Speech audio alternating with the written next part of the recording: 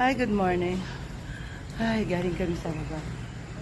Yan, dito na kami nag-drop by lang sa chapel after biking. Hindi na ako nakapag doon kasi umuulan. Ayan, umuulan yung namin.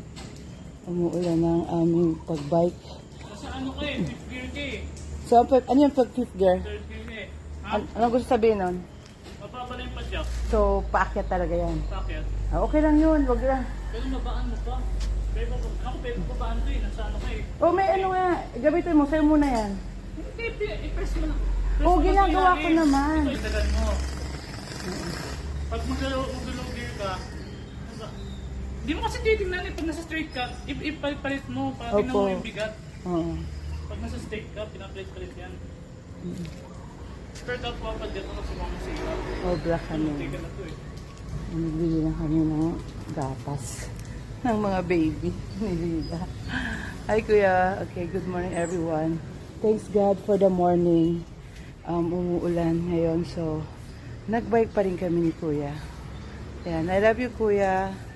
And si Kuya. Bye bye. Ayan, packet na. Sige, go. Dito naman kami. Ayan, nakarating kami dito. Dito sa Bettina House. Si Kuya nandun na. Ayan. Hahabol na ako. Bye. Hi, good morning everyone. Happy Valentine's. Ayan, dito. Nakarating kami dito. Hi, Kuya. Hi. Ayan, dito na naman sa dulo. Umuulan na naman. Tatayo ko ng camera kasi umuulan. Dito kami nakarating kami sa pinakadulo. Siguro mga 5 kilometers.